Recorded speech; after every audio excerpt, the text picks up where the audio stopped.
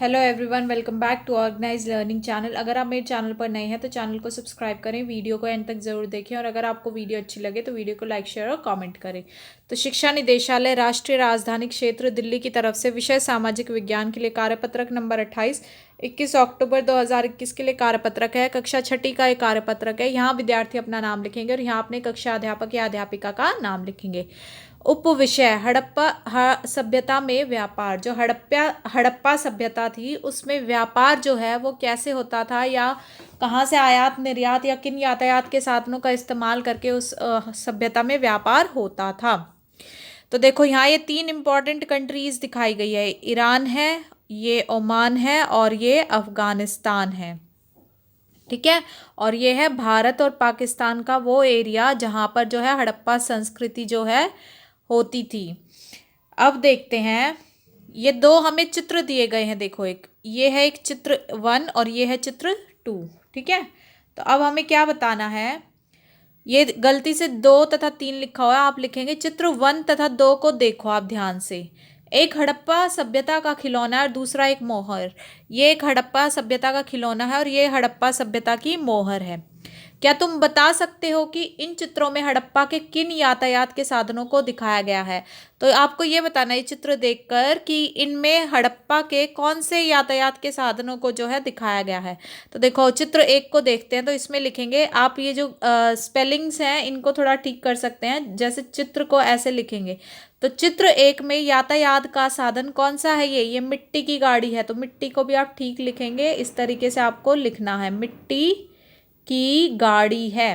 तो चित्र 1 में यातायात का साधन मिट्टी की गाड़ी है। और फिर ये चित्र 2 में यातायात का साधन किस चीज़ का है? ये जहाज का है। ये देखिए आप इस तरीके से, अगर आप इसको थोड़ा सा रोटेट करके देखेंगे, स्क्रीन को घुमाकर देखेंगे, तो ये जो है ये एक जहाज है। ये मोहर पे एक जहाज छपा हुआ है। तो इसलिए चित्र 2 में यातायात का कौन सा साधन है? जहाज का। क्या आप जानते हैं कि हड़प्पा के लोग तांबे का आयात संभवतः आज के राजस्थान से करते थे? जो हमारा आज राजस्थान है, तो हड़प्पा में रहने की सभ्यता वाले जो लोग थे वो तांबे का आयात, मतलब वो अपने लिए तांबा कहाँ से लेते थे? आज जो हमारा राजस्थान है वहाँ से। पश्चिम एशियाई देश ओमान से भी तांबे का आयात किया जाता था। इसके अलावा वो तांबा कहाँ से लेते थे? जो पश्चिम एशियाई देश है ओमान, अभी हमने ऊपर जो है मैप में इसकी लोकेशन देखी है, ये ओमान। ठीक है। यहाँ से भी जो है तांबे को आयात करते थे, मतलब तांबा लेते थे। ठीक है। और कांस्य बनाने के लिए तांबे के साथ मिलाई जाने वाली धातु टिन का आयात आधुनिक ईरान और अफगानिस्तान से किया जाता था। और कांस्य बनाने के लिए जो तांबे में मिलाई जाती थी धातु टिन, वो टिन ये कहाँ से लेते थे? आधुनिक जो आज के टाइम पर ईरान और अफगानिस्तान है वहाँ से लिया जाता था। सोने का आयात आधुनिक कर्नाटक और बहुमूल्य पत्थर का आयात गुजरात, ईरान और अफगानिस्तान से किया जाता था। सोना कहाँ से आयात करते थे? जो आज हमारा कर्नाटक है भारत में वहाँ से। और बहुमूल्य पत्थर का आयात कहाँ से करते थे? जो आज हमारे भारत में गुजरात है वहाँ से, और ईरान और अफगानिस्तान से। अब अगला प्रश्न देखते हैं। क्या आप अनुमान लगा सकते हैं कि ओमान से तांबा आयात करने के लिए यातायात के किस साधन का उपयोग किया जाता था? तो आपको अनुमान लगाना है कि अगर हम ये हड़प्पा सभ्यता वाले लोग उस वक्त पर ओमान से तांबा आयात करते थे तो यातायात का कौन सा साधन ये उपयोग करते थे? तो देखो, इसका उत्तर आप इस तरीके से लिखेंगे, हमारे अनुमान से ओमान से तांबा आयात करने के लिए, आप लिए की स्पेलिंग जो है वो ठीक कर लेंगे। ये इसमें टाइपिंग मिस्टेक में थोड़ा गड़बड़ हो जाती है तो आप इसको ठीक करेंगे।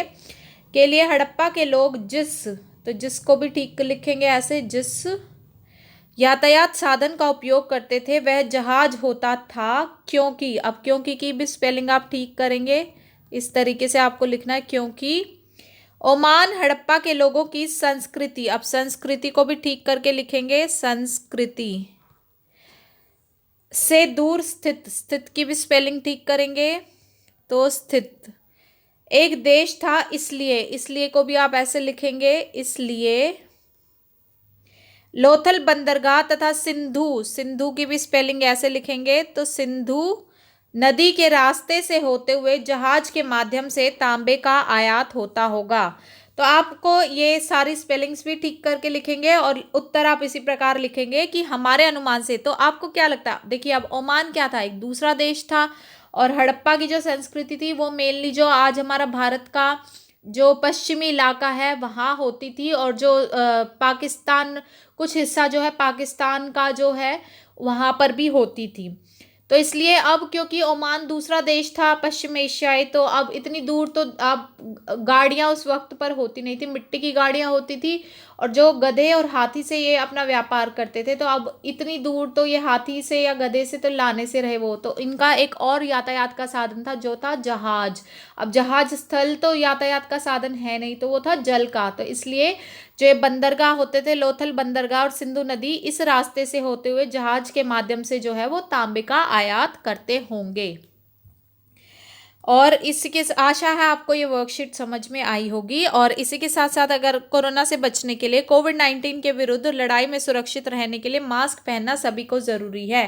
तो आशा है आपको वीडियो अच्छी लगी होगी। अगर आपको वीडियो अच्छी लगे तो वीडियो को लाइक शेयर और कमेंट करें, चैनल को सब्सक्राइब करें, और मिलते हैं नेक्स्ट वीडियो में।